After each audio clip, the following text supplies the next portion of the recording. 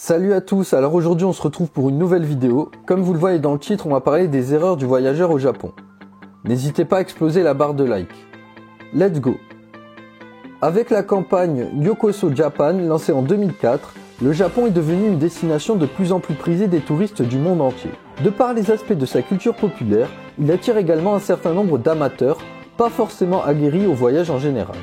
Chaque destination est différente, évidemment, mais le Japon est un pays singulier avec ses codes et sa société tout à fait particulière. Voici un florilège d'écueils possibles pendant la préparation d'un voyage au Japon ou une fois sur place. En les évitant, on profitera beaucoup plus des bienfaits que cette destination a à offrir. Ne pas oser demander ou discuter avec les Japonais. Les gens sur place sont très serviables pour la plupart. Parfois, s'ils vous voient chercher sur un plan, ils viendront d'eux-mêmes vous demander si vous avez besoin d'aide. Dans le cas contraire, n'hésitez pas à aller de l'avant et vous renseigner auprès d'eux.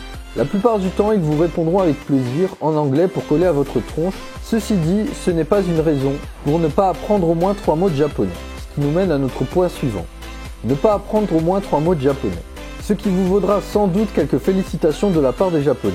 On ne vous demande pas de préparer le niveau 1 du GLPT, mais si possible de connaître les formules de politesse usuelles, un vocabulaire de base et les quelques kanji simples les plus utilisés.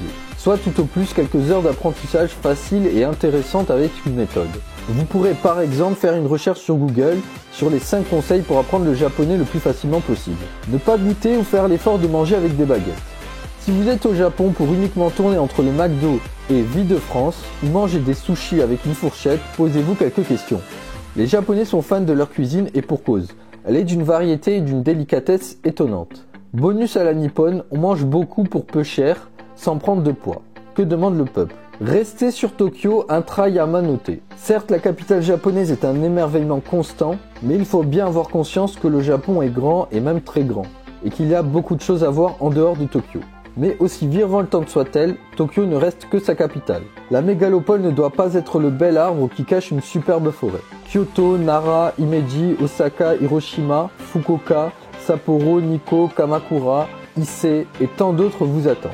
Ne pas respecter les us et coutumes. Les Japonais sont des gens organisés et respectueux d'un certain nombre de règles. Une Japonaise m'a résumé leur façon de vivre avec une phrase que je trouve superbe. Au Japon, on fait comme tout le monde.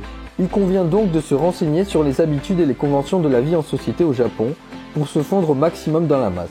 Vous ne serez jamais japonais, mais faire à leur manière dans les rapports interpersonnels est sans doute une des meilleures manières de leur montrer votre respect. Voilà, c'est tout pour cette vidéo, j'espère qu'elle vous aura plu. Surtout, n'hésitez pas à vous abonner, liker, c'est très important. Sur ce, je vous dis à la prochaine.